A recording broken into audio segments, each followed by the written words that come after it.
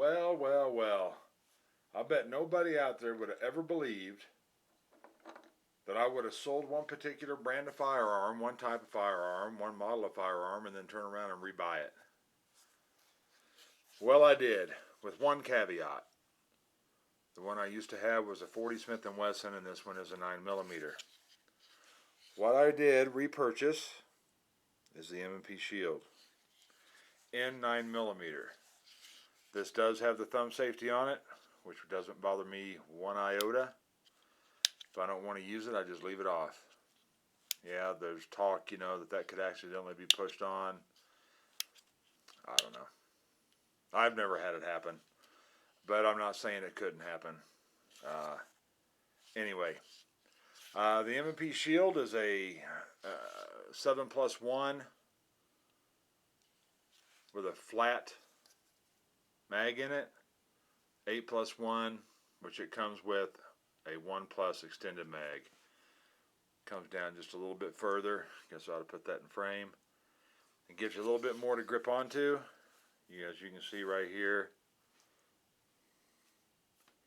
my pinky doesn't, get on the grip, but with that other magazine in, it will.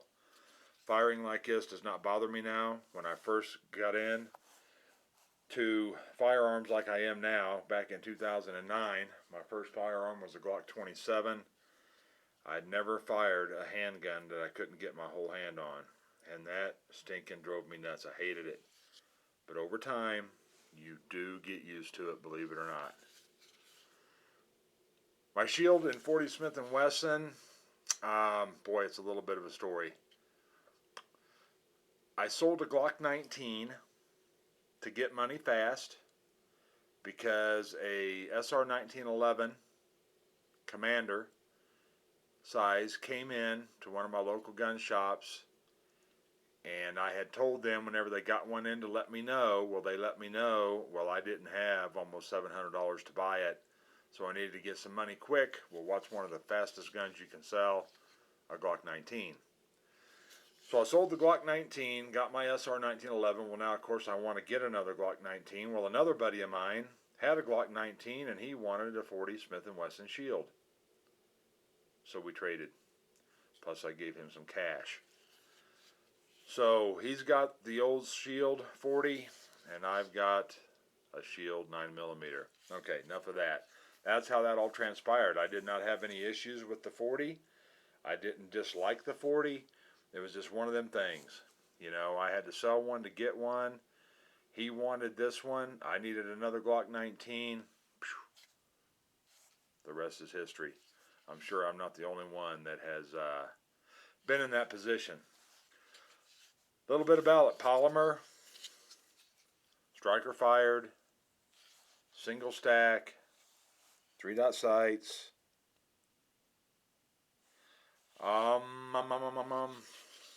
Let's see. Trigger pull.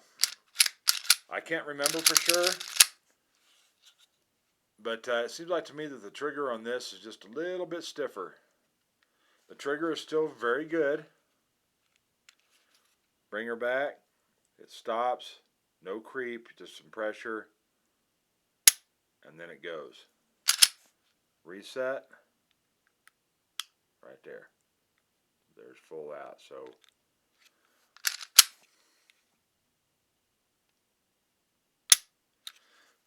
on the scale, the trigger pull on this, I've done it 3 times,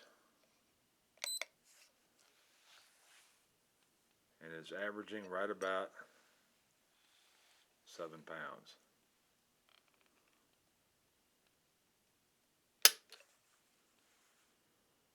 .614.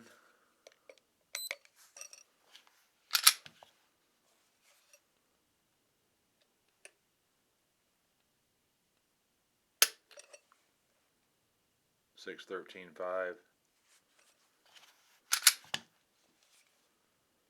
So it's not a super light trigger, but it's not bad. It's not heavy.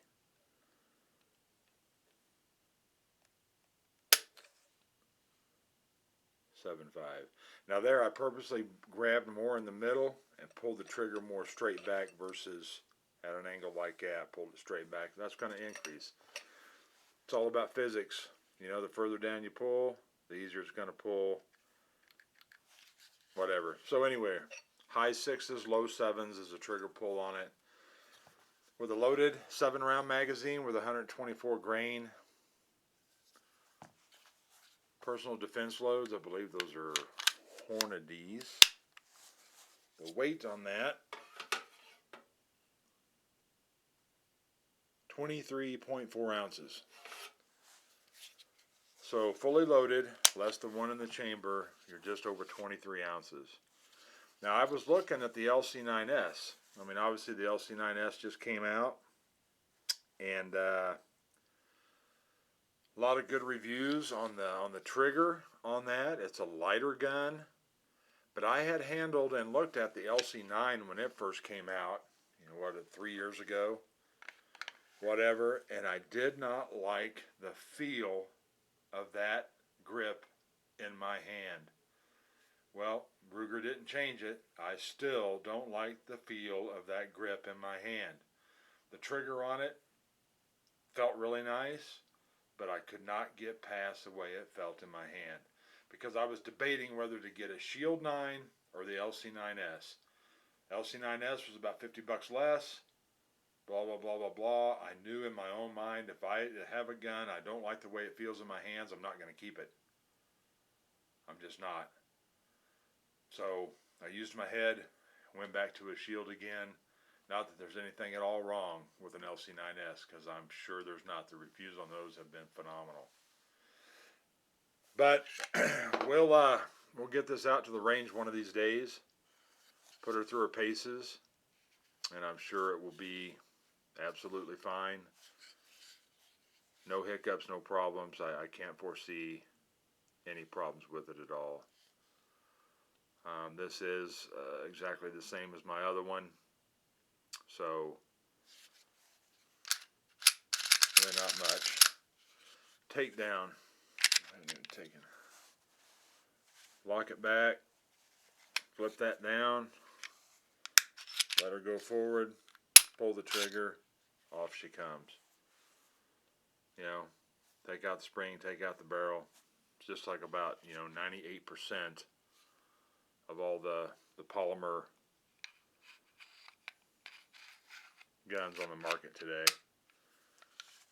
Put it back on, slide it back, lock it, flip it. Good to go. So anyway, the Smith & Wesson M&P Shield in 9mm. I'm sure I'll be getting a set of Talon grips for it, because that is too slick for my liking. But the Shield is a very, very nice, very, very nice handgun. Really, really like them. I like the looks of them. And that's something else over the Ruger. I kind of don't care too much for the way the Ruger looks up in here. It's too roundy. I don't know. There's just something about it I just don't care for. And I'm a huge Ruger fan. But man, in that one I just can't get past the way it feels, number one, and then the way that front end looks right in here. So anyway, not to bore you no more, I appreciate y'all watching. I will get them to the range one of these days. I need to go renew my membership in my indoor range. We've already had 2 snows here, so I'm going to be shooting indoors, and I need to get my range membership back up. Thanks for watching. Y'all take care. We'll see you later.